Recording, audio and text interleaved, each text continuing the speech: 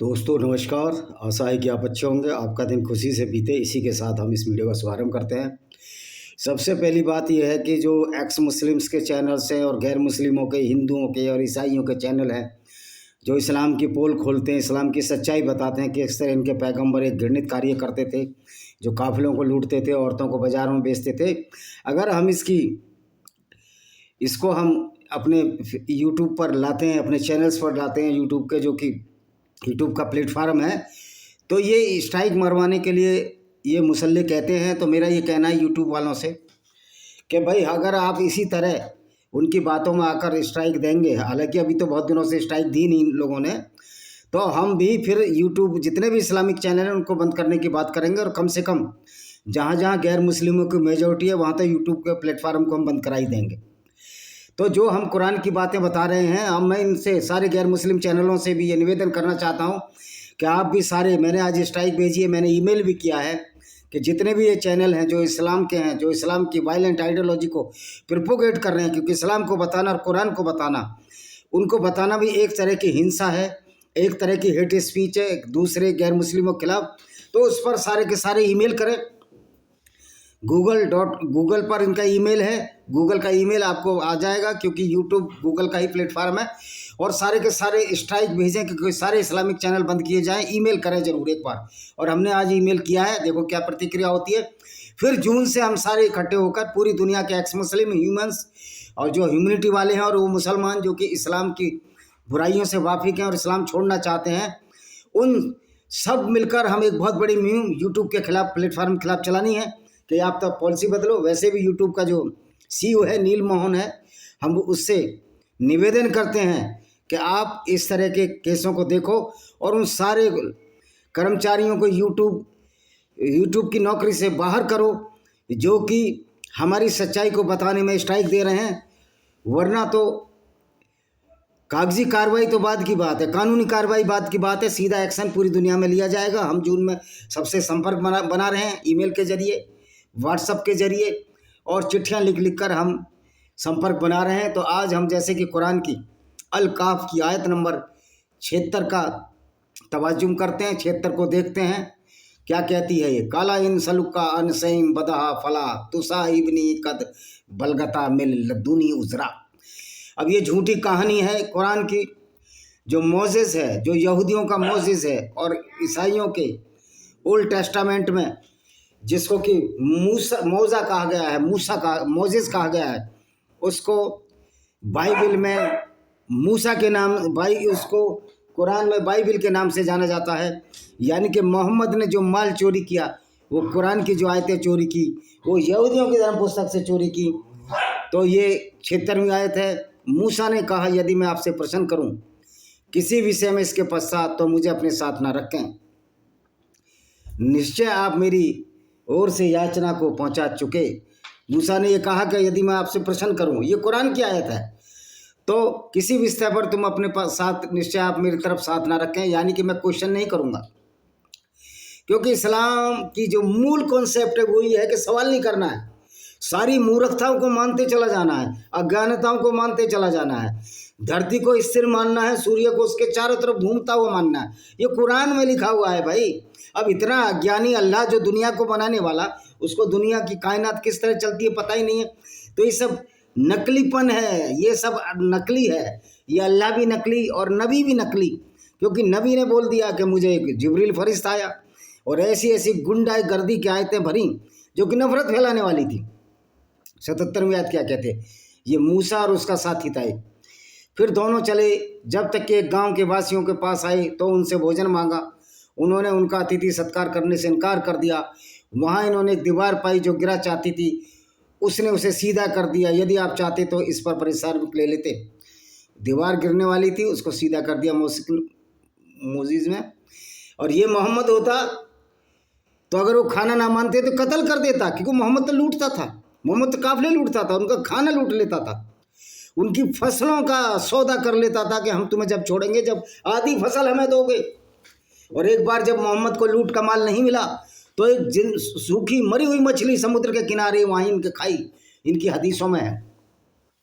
उन्होंने कहा, ये मेरे और तुम्हारे बीच वियोग है, कला हजा प्राको बनिया बैनिक, तुम्हें उसकी वास्तविकता बताऊंगा जिससे तुम सहन नहीं कर सकोगे, जो मूसा के साथ आदमी चल रहा था। अब देखो नौटंकी। रही नाव तो कुछ निर्धनों की थी जो सागर में काम करते थे, मैंने चाहा उसे छिद्रित कर दूं, छेद कर दूं। उनके आगे एक राजा था जो प्रत्येक अच्छी नाव का अपहरण कर लेता था। एक वहाँ राजा था जो नाव का अपहरण करता था। और रहा बालक तो उसके माता पिता ईमान वाले थे, अतः हम डरे, उन्हें अपनी अवज्ञा धर्म से दुख ना पहुंचाए। तो डर गए दोनों कि इसके माता पिता मुसलमान है, यानी कि मुसलमान से डरना है, क्योंकि अल्लाह से डरना है। ओ भाई, अगर अल्लाह से हम डरते रहेंगे तो हम इस्लामिक विचारधारा का विरोध कैसे कर पाएंगे, इस गुंडागर्दी का विरोध कैसे कर पाएंगे। इसलिए हमने चाहा उन दोनों को उनका पालनहार इसके बदले अधिक पवित्र और अधिक प्रेमी प्रदान करे। पालनहार तो देखिए, ये अल्लाह ईश्वर सिर्फ हमारी सोच है, हमने खुद बनाई है, किसी ने अल्लाह को देखा नहीं है। और अल्लाह तो फर्जी है, नकली है। ये हमने अल्लाह का जो फर्जी वाड़ा वो तो मैंने बता ही दिया कि दुनिया को बनाने वाले को ये नहीं पता कि दुनिया धरती गोल है या चादर की तरह फैली हुई है, तो ये अल्लाह तो नकली है। और रही दो दीवार, वह दीवार तो वह दो अनाथ बालकों की थी, उनके भीतर उनका केस था, कोष था, मतलब पैसा। उनके माता पिता पुनीत थे, मतलब अच्छे थे। तो तेरे पालनहार ने चाहा वे दोनों अपनी व्यवस्था को पहुँचे, अपना कोष निकालें। तेरे पालनहार की दया से मैंने ये अपने विचार अधिकार से नहीं किया, यह उनकी वास्तविकता है जिसे तुमसे। यह सभी कार्य विशेष रूप से निर्दोष बालक का वध धार्मिक नियम से उचित नहीं था। निर्दोष बालक का वध तो उचित नहीं है अगर वो मुस्लिम है, लेकिन अगर कोई गैर मुस्लिम है तो जब मोहम्मद से पूछा कि हम रात में डाके डालते हैं, रात में लूटते हैं, उसमें बच्चे भी मारे जाते हैं जिनका कोई कसूर नहीं है, औरतें भी मारी जाती हैं, अंधेरे में पहचान नहीं पाते, तो मोहम्मद ने जवाब दिया कि वो भी उन्हीं लोगों में से हैं, वो भी काफिर हैं, अगर मर जाए तो मर जाए, बच्चे मर जाए तो मर जाए, मोहम्मद को कोई दुख नहीं था, लेकिन एक मुसलमान मर जाए तो बड़ा दुख है। इससे ही सिद्ध होता है कि ये इस्लाम एक गिरोहबंदी है, एक एक ऐसा गिरोह है जो दूसरों को कत्ल करने के लिए मोहम्मद ने उतारा। और ये सेल्फ स्टाइल नबी, सेल्फ डिक्लेयर्ड नबी है, खुद नबी बन गया। नबी के काम ऐसे होते हैं कि औरतों को लूटे और उनको बाजारों में बेच दे। अगली आयत पढ़ लेते हैं जी। इनके मूर्खताएं, इतनी मूर्खताएं हैं इस कुरान में, वो मैं आपको बताता रहूँगा।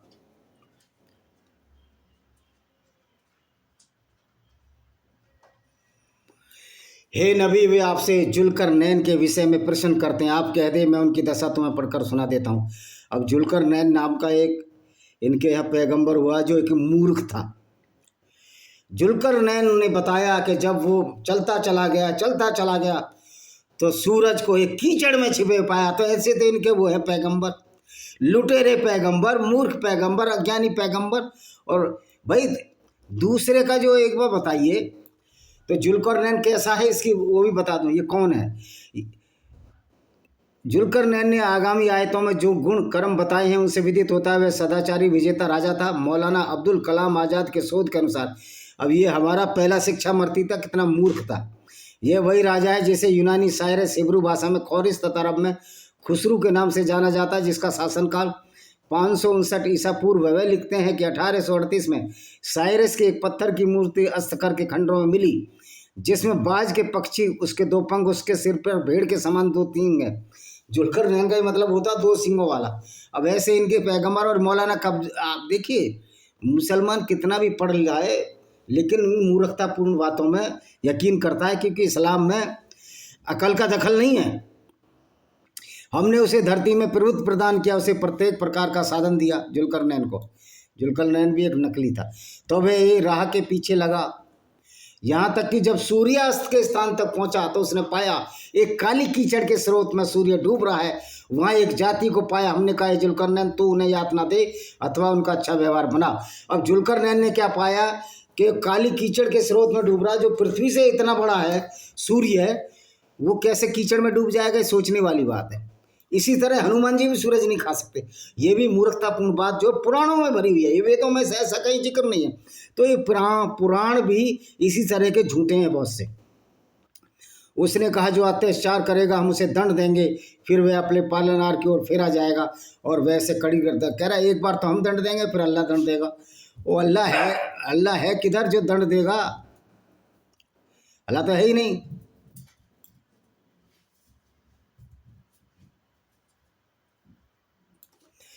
परंतु जो ईमान लाए तथा सदाचार किए उन्हीं के लिए अच्छा प्रतिफल है, हम उसे सरल आदेश देंगे।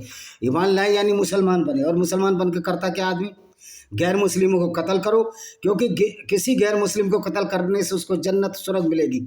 ये है इस्लाम का काम। ये अच्छा ये सदाचार है। दूसरों की औरतों को लूट कर मोहम्मद ने बाजारों में बेच दिया, बनु कुरैजा यहूदी की औरतों को बाजारों में बेच दिया, ये सदाचार था मोहम्मद का। फिर वह एक अन्य राह की ओर लगा, ये जुल्करनैन, यहाँ तक कि सूर्य स्थान के पास पहुंचा तो उसने पाया ऐसी जाति पर उदय रहा है जिसके लिए हमने कोई आड़ नहीं बनाई, यानी कि कोई पेड़ नहीं बनाया। भाई अरब में पेड़ है कहाँ, और सूरज के लिए क्या आड़ बना लोगे तुम? उनकी दशा ऐसी थी।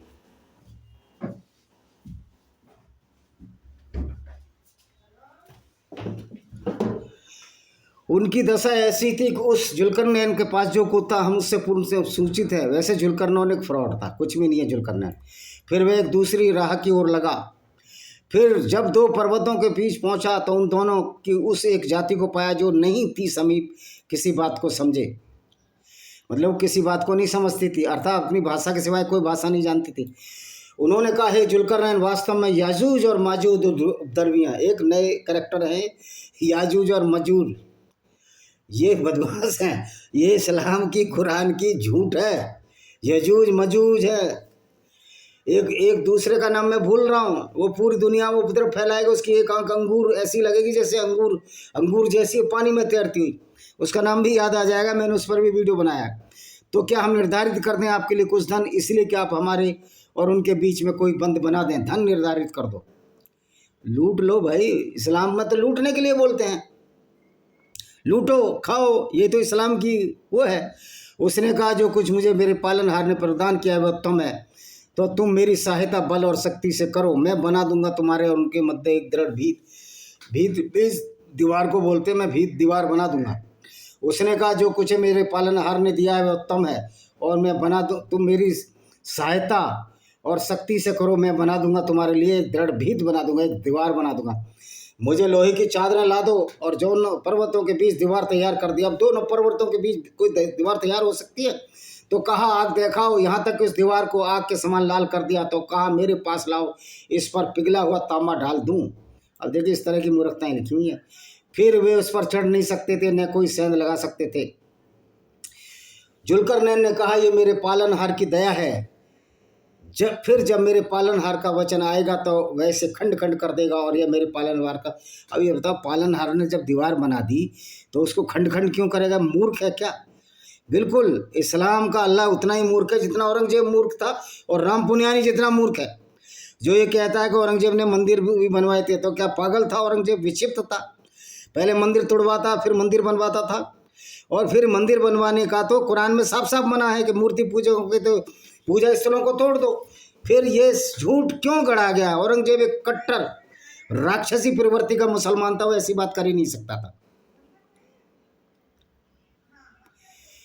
इस वचन से अभिप्राय प्रलय आने का समय है, जैसे कि सही बुखारी हदीस 33-40 में आता है कि कयामत आने के समूह याजूज मजूज वह दीवार तोड़ निकलेंगे और धरती में उपद्रव मचा देंगे। बताओ, दीवार के अंदर बंद है, वो दीवार है कहाँ? किसी ने देखी नहीं है, सारा झूठ का झूठ।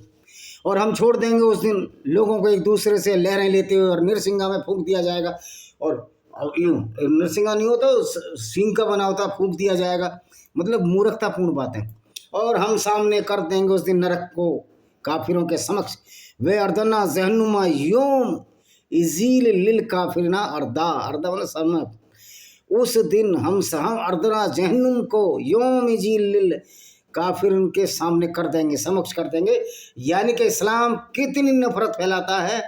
जो इस्लाम की गुंडागर्दी को ना माने, उससे परहेज करे, लुटेरा ना बनना चाहे, कातिल ना बनना चाहे, बलात्कारी ना बनना चाहे, उसको ये इस्लाम कहता है वो गंदे लोग हैं। तो फिर क्या तुम अच्छे हो? अब अच्छे की परिभाषा बदलनी पड़ेगी क्या? लुटेरे, चोरों को, औरतों बेचने वाले को हम अच्छा आदमी मानेंगे? यही इस्लाम सिखाता है हमको। अल्लज़ीना कानत अय्युनुम फी गिताइन अन जिक्री व कानू ला यसती उना समा, जिनकी आंखें मेरे याद से पर्दे में थी, कोई बात नहीं सुन सकता था। तो क्या उन्होंने सोचा है जो काफिर हो गए वे बना लेंगे मेरे दासों को मेरे सिवाय सहायक? वास्तव में हमने काफिरों के आतिथ्य के लिए नरक तैयार किया। इसमें फिर कहा गया काफिरों के लिए नरक तैयार किए, जबकि अल्लाह की तो औकात ही नहीं है कि नरक दे सके काफिरों की। अल्लाह तो इतना मूर्ख और अज्ञानी और नकली फैब्रिकेटेड अल्लाह है जो लुटेरों को कह रहा है। पैगंबर जिसने काफिले लूटे, जिसने औरतों को बलात्कार किया, उनके साथ जिना किया महाराज कविता के साथ, उसके लिए कह रहा है हम जन्नत देंगे, स्वर्ग देंगे। तो ये कोई अल्लाह वल्लाह नहीं है, ये मोहम्मद की बनाई चीज़ थी। मोहम्मद ने जितने भी कुकर्म किए, गलत कार्य किए, उनको इस्लाम के नाम पर ढक दिया और एक तोहमत लगा दी कि अगर आप इस्लाम की बुराई करोगे तो अल्लाह नरक देगा। भाई अल्लाह ही देख लेगा ना, फिर मुसलमानों को अल्लाह क्यों उभारता है? कह रहा मैं तुम्हारे बदले ये काम करूँगा, यानी मैं सबसे ज़्यादा तुम्हें मारूंगा। भाई अल्लाह तो ताकतवर है। आप कह दें क्या हम तुम्हें बता दें कौन अपने कर्मों में अधिक क्षतिग्रस्त है? अरे मैं बताता हूँ ना, सबसे ज़्यादा मुसलमान क्षतिग्रस्त है, क्योंकि मुसलमान कुरान को पढ़कर आतंकवादी बनता है, मदरसों को पढ़कर आतंकवादी बनता है, मदरसों में पढ़कर मूर्खतापूर्ण बातों में फंसता है। हमारा मुसलमान भाई बहुत परेशान है बेचारा, और ये मूर्खों की फौज बोलती रहती है माशाल्लाह, सुभान अल्लाह, इंशाअल्लाह। अरे काहे का अल्लाह, जिस अल्लाह को यही नहीं पता कि दुनिया गोल है या चपटी है। तुम्हारा अल्लाह कहता दुनिया चादर की तरह फैली हुई है, तो काहे का माशाल्लाह। मैं कहता हूँ ये फिजूल अल्लाह है, अल्लाह असगर, ये छोटा अल्लाह है, कुछ जानता ही नहीं। वे हैं जिनके सांसारिक जीवन के सभी प्राप्त हो गए और वे समझते हैं तो अच्छा कर्म कर रहे हैं। कह रहा उनके जो मुसलमान नहीं है उनके सारे संसारिक कर्म खराब हो गए, तुम्हारे खराब हो गए। तुमको समझना चाहिए जो तुम कर रहे हो अच्छा कर्म नहीं है, तुम्हारे लिए किताब है कि कुरान मुसलमानों को बिगाड़ती है और फिर तोहमत दूसरे लोगों को देगी कि हम अच्छा कर्म कर रहे हैं। ये इस्लाम में अच्छे कर्म है औरतों को लूटना। यही वे लोग हैं जिन्होंने नहीं माना अपने पालनहार की आयतों से मिलने को, अतः हम परले के दिन उनका कोई भार निर्धारित नहीं करेंगे, अर्थात उनका हमारे यहाँ कोई भार नहीं होगा। वो तुम्हारा अल्लाह नकली है, वो क्या कर सकता है? हदीस में आया कि मोहम्मद ने कहा कि क़यामत के दिन एक भारी भरकम व्यक्ति आएगा मगर अल्लाह के सदन में उसका भार मच्छर के पंख के बराबर नहीं होगा। फिर आपने इसी आयत पढ़ी। भैया ये कौन सा एक चांद ग्रेविशनल, जो चांद में जो ग्रेविटी है वो इतनी कम हो जाएगी कि वो मच्छर के बराबर होगा? तो ये तो बहुत तगड़ा साइंसदान था ये तो मोहम्मद। उन्हीं का बदला नरक है, इस कारण उन्होंने कुफ्र किया और मेरी आयतों और मेरे रसूल का उपहास किया। और भैया तुम्हारे पास औकात नहीं है ना रसूल की ना अल्लाह की जो नरक भेज सके। अल्लाह खुद ही नहीं पता, अल्लाह तो मर गया मोहम्मद के साथ। मोहम्मद ही अल्लाह, अल्लाह ही मोहम्मद है। गंगाधर ही शक्तिमान है, शक्तिमान ही गंगाधर है। इन्नल लजीना अमून व अमलिसु साहिलतई कानत लहुम जन्नतुल फिरदौसी नज़ुला। निश्चय जो ईमान लाए। फिर मोहम्मद एक बेवकूफ़ बनाता था लोगों को और सदाचार के लिए उन्हीं के आतिथ्य के लिए फिरदौस के बाग होंगे। फिरदौस स्वर्ग के सर्वोच्च स्थान का नाम है, फिरदौस का बाग। खलीदाना फिहाला यूना हिबला, और उसमें सदावासी होंगे, उसे छोड़कर जाना नहीं चाहेंगे। क्या यार, LIC की पॉलिसी में तो पैसा मिल जाता है, लेकिन अल्लाह की पॉलिसी में कुछ नहीं मिलने वाला, क्योंकि मरने के बाद किसको क्या पता। कुल्ला कानल बहरू मिदादल कलिमाती रब्बी ले नफीदल बहरू करुला अन तनफदा कलिमातु रब्बी व लो जियना बिस्मिल्लाही मददा। हे नबी आप कह दें यदि सागर मेरे पालनहार की बातें लिखने के लिए स्याही बन जाए तो सागर समाप्त हो जाए, इससे पहले कि मेरे पालनहार की बातें समाप्त हों, यदि भी उतनी ही स्याही और ले आए। कह रहा नबी इतनी बात लिख दूंगा अल्लाह की कि स्याही भी कम, समुद्र की स्याही भी कम पड़ जाएगी। मैं कह रहा हूँ कि जितनी भी बात अल्लाह की होगी मूर्खतापूर्ण बातें ही होंगी। कुरान में जितनी अज्ञानता भरी उसको पढ़ने से कोई फायदा ही नहीं है, बल्कि इसको पढ़ने से तो आदमी वायलेंट, हिंसक बन जाता है, बहसी और दरिंदा बन जाता है। तो इतनी कुरान है, यही बर्बाद करने के लिए बहुत है। तो और कितनी तारीफ उस अल्लाह की करोगे जिस अल्लाह को पता ही नहीं। अल्लाह ने दुनिया बनाई, क्या नशे में गाफिल था अल्लाह? अल्लाह कह रहा है कुरान की आयतों में कि धरती स्थिर है, सूर्य उसके चारों तरफ घूमता है। तो अल्लाह के नशे में था? अल्लाह ने देखा नहीं कि मैंने जो दुनिया बनाई है वो तो सूर्य के चारों तरफ घूम रही है और अपनी पृथ्वी पर भी घूम रही है। तो अल्लाह के नशे में गाफिल था? कौन सा गांजा पी कर अल्लाह ने दुनिया बनाई, मेरी समझ में नहीं आता।